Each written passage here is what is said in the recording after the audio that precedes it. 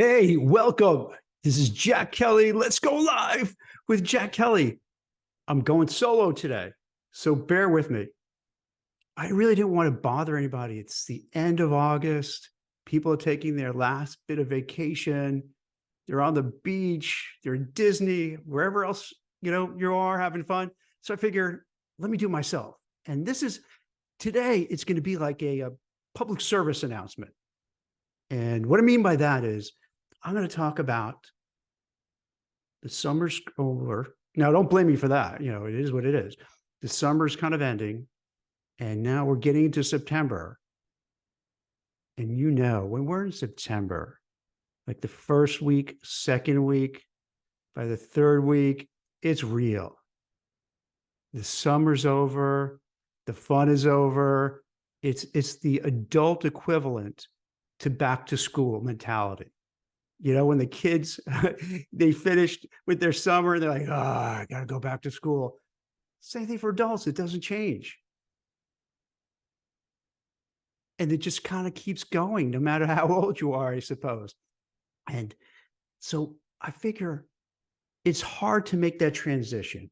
It's hard to kind of move from, hey, I'm enjoying the summer. It's chill. We're taking 3-day weekends. We had our vacation days. We had our pay time off. And we just kind of trying to enjoy ourselves as much as possible. But then when you're going back, you know how it is. Now, for some people, you might have to literally go back to an office after being remote for 2 or 3 years, which is going to be a big adjustment. Some people going back hybrid. Some people are still going to be remote. But no matter where you are, you still have to deal with the changes. So I want to make it easy for you. Be very quick, kind of LinkedIn Live, get right to the point. So here's what we want to do. Number one, we got to acknowledge the reality is that we're heading back to work, and we got to get in gear. It is what it is. So the best thing you should do is try to make the best of it. And if you're unhappy with your job,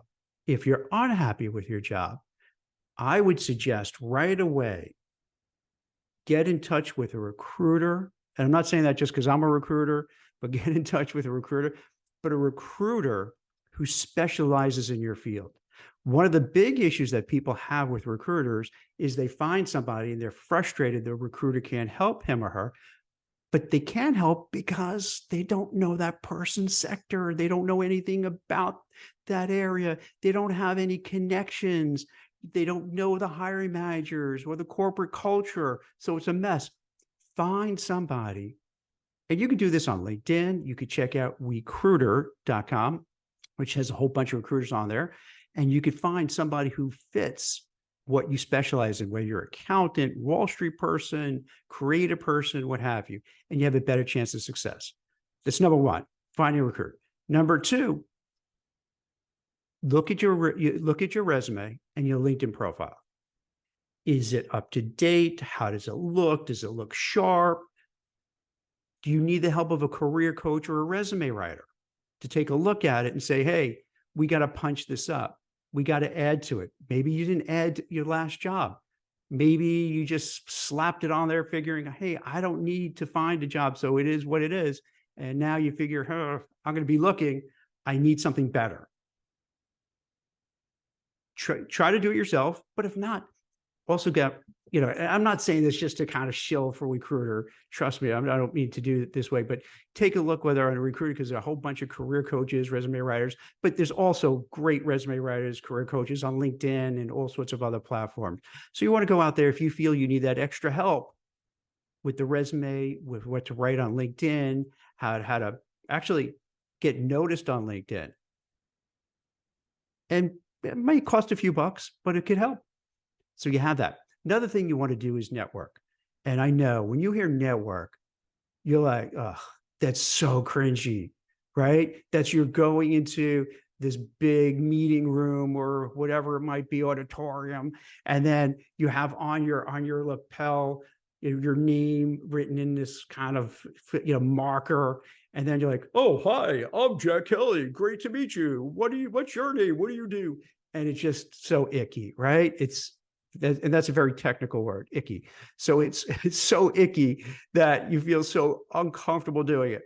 But let me reframe it. Networking really is this. You want to pull together and cultivate a group of people who are like-minded. You're career-oriented, you want to move forward, you want to succeed, you want to do well in your career, and these are folks who can help you. These are the people who you could turn to for advice. Some could be mentors, people who are older than you, been through a lot of things, who can give you advice and guidance. Some could be peers who could just give you a heads up and say, hey, Jack, we have a job opening, at my company. Here's what it is. Are you interested? It could be someone who's your neighbor, family, people you went to college with, people you grew up with. You want to cultivate this large group of folks. And you don't want to wait till you are laid off, you're fired, or you're in a bad situation to start networking. You want to do this right away. You want to kind of, if you haven't already, build that rapport. And when you build it, you can't just go coldly asking, hey, can you hook me up with a job? This is why you want to slowly build into it. Get to know these people, have them know you, help them out. In fact, I would say go and do nice things for them before you even ask. So then they feel guilty to return the favor. I know that sounds so crass. It sounds so wrong, but it is what it is. So you want to make sure that these people help you. So let's go through it. We've got a recruiter who specializes in your field. You're going to network to make sure that you have people to help you out with. You're going to build up your resume, your LinkedIn profile. Number 4, take this time to really think deeply. What do you want to do with your career? Are you happy with what you're doing? Are you not happy? Do you feel you're stuck? Do you feel you want to pivot or reinvent yourself? This is a time now to really self-reflect and say, where am I in my career? Am I happy? Am I succeeding? Or am I stagnating? And it's not an easy conversation to have because you're really going to the heart of what's going on in your career, in your work life. So I would say you want to really think of that first. You want to think about like, hey, do I want to keep being a stockbroker for the next 10 years? Do I want to be an accountant for the next 10 years? Do I want to be a recruiter for the next 10 years? Now, if the answer is yes, you enjoy doing it, that's fantastic. That means you're happy with what you're doing and you like doing it and you're doing well. But if you're not, you want to start laying the groundwork to see what can I do next? How can I pivot to a new career? How can I pivot to a new job? What interests me? What doesn't? So you want to start thinking in those terms. Because once again, September-ish is kind of like January. It's one of those milestones where you think there's a change and I have to start thinking about what change is going to happen and what I should do. So start contemplating, am I happy? Do I enjoy what I do? Do I want to do something different? Do I want to pivot? Do I want to reinvent myself? Does it make sense to go back to school perhaps and get a degree in something else or get certain credentials or accreditations? And this is the time to do it. This is the time now, summer's ending, back to school mentality for adults. Think clearly about what I need to do to move forward. Then the next thing to do, if you're with your company, even if you're going to leave, here's what I would suggest. You want to hedge your bets. And what I mean by that is this. Let's say you're inclined to leave, but you're not sure. Play the game. For the last couple of years, we all heard about quiet quitting, acting your wage, bare minimum Mondays, any variation of a theme to just coast and get by. Now, that worked during the Great Resignation when everything was hot and companies couldn't hire enough people and they were just frantic trying to find folks. But it switched. Now, particularly if you're a white collar professional, it's not easy.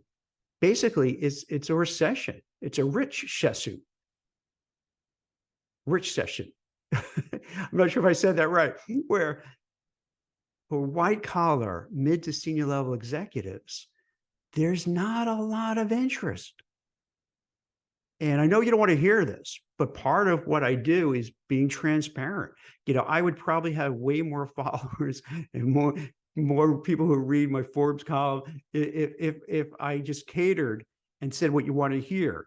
But I can't help it. I feel an obligation to kind of share what I really see that's going on there. And what's going on there is that companies, go from the financial crisis till now, what happened? We had zero interest rates. Inflation was super low. And, for these companies, these banks, these tech companies to borrow money, they could borrow it like there's nothing.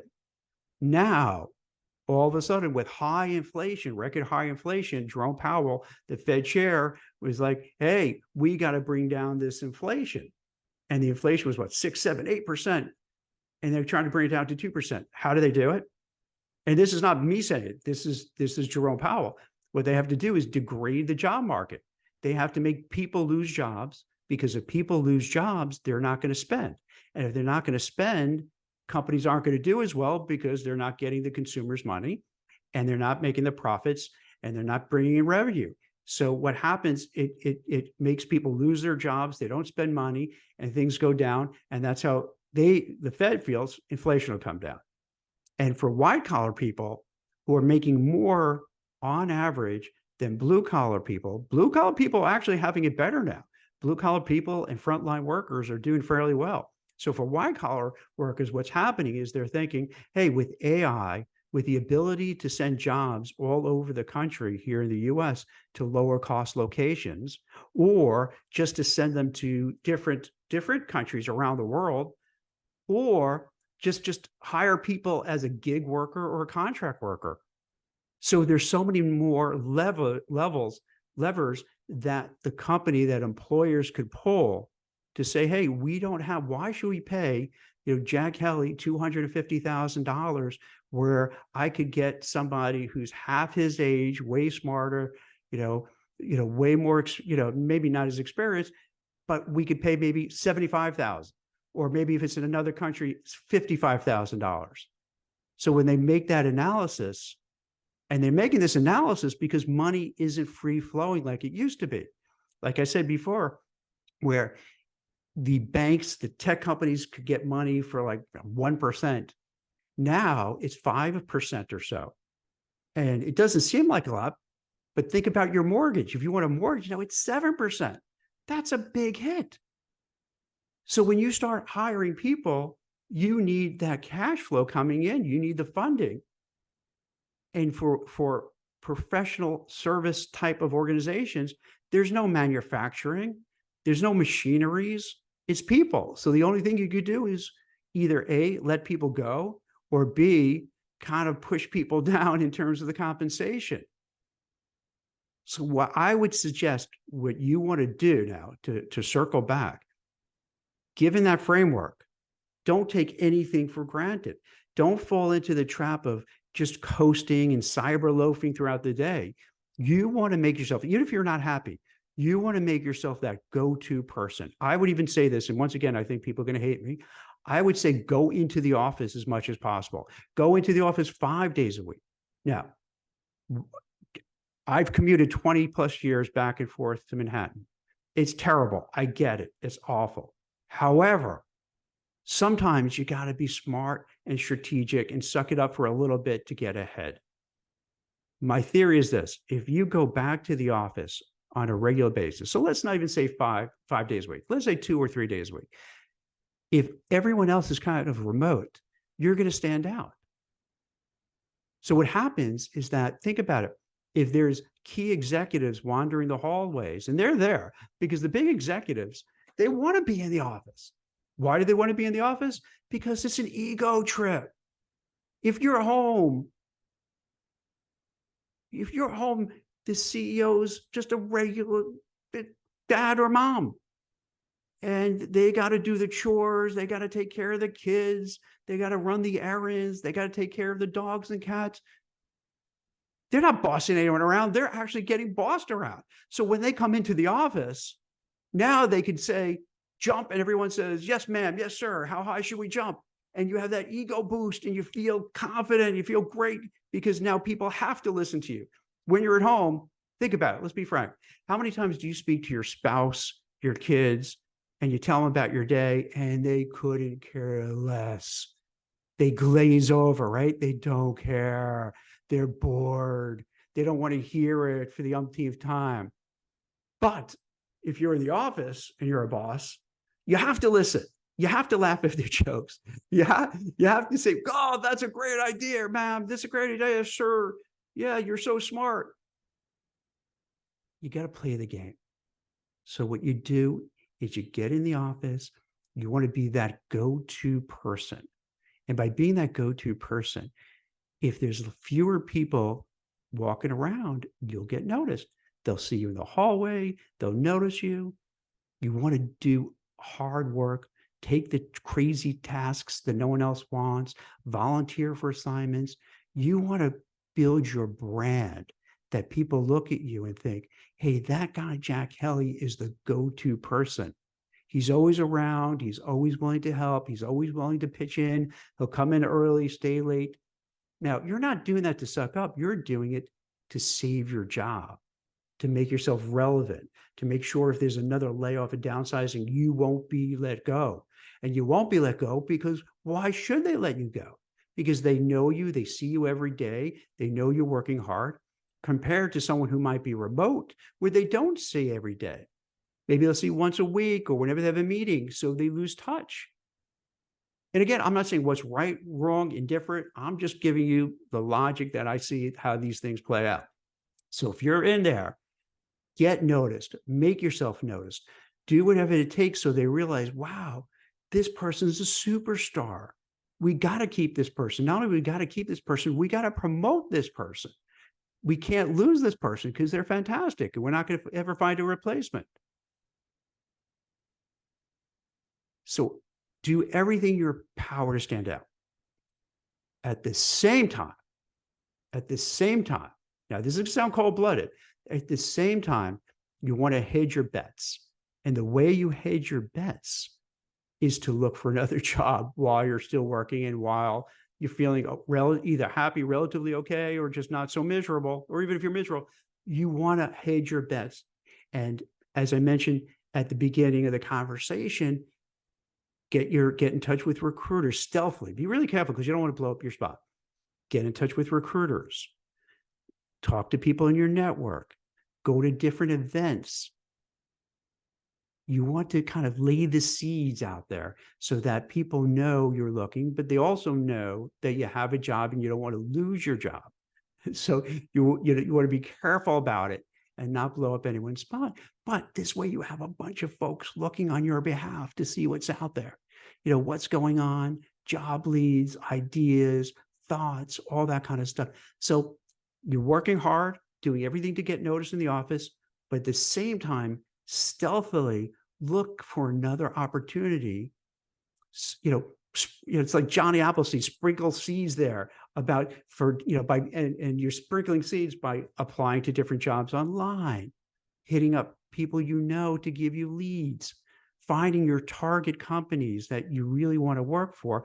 Then within those companies, find out who you think is the responsible one for hiring, and then send out a LinkedIn email or message to them to say, hey, I see this job you have. I'm interested. Or I don't see a job that reflects my background, but I just want to talk because I would love to work at your company. So you want to kind of keep pushing it and doing that. So that what will happen is most people who aren't watching this video are not going to do anything that I just said.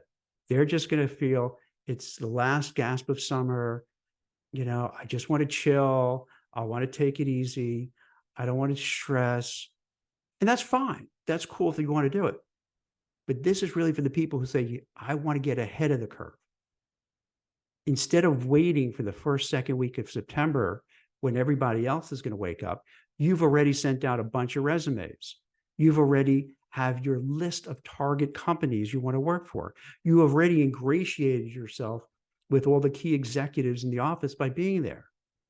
You've already got a few recruiters on call that you could that you could reach out to in a moment's notice, and they're going to reach out to you with opportunities. You have a career coach and a resume writer who's going to help you kind of beef up your LinkedIn profile, even ghostwrite stuff for you on LinkedIn. And then, change maybe your summary, and maybe there's some new things on there that you don't know what you do with LinkedIn to stand out. So you're going to be far ahead of the crowd. So when everyone is just like, what's going, what? This is what, back in September? What's going on here? And then you have to start from nothing. You're already way ahead of them, way ahead of them. So you got a big jump on it. So as I mentioned, I want to keep this short today because I do respect the fact that you are career-oriented, you are success-oriented, otherwise you wouldn't be watching this. But at the same time, I also want to take some time off and just chill a little bit. So we all do. So it's a healthy balance. So here you're getting some good, useful, positive information, how to succeed in your career, how to move forward, how to make things happen. But at the same time, we'll take it easy, not going to stress out. We don't want to burn out. We want to pace ourselves.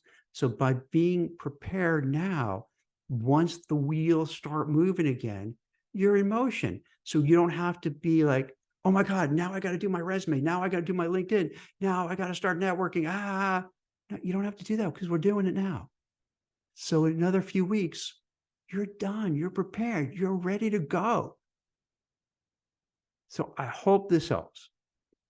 I hope this helps. This is kind of from 25 years of recruiting, not even including what I've done before recruiting, but this is what I see, and this is what I see that works. These are the things that are very simple and straightforward to do. So it's not like I'm asking you to do some rocket quantum physics science kind of stuff. These are stuff you could do right away, get started, get ahead of the curve, get ahead of your competition. And this way, either you're going to do well in your current company and advance, or you'll slowly look and find something that you like better and move forward. Either way, you're going to be a winner. So it's Jack Kelly. Thank you so much for watching.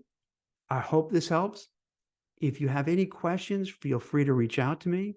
If you have any topics you want me to cover moving forward with the LinkedIn Lives or any guests, hit me up. So enjoy the rest of the summer. Put these things into action. Any questions, any issues that you bump into, hit me up. I'll be happy to help. Thank you very much. Take care. Bye-bye.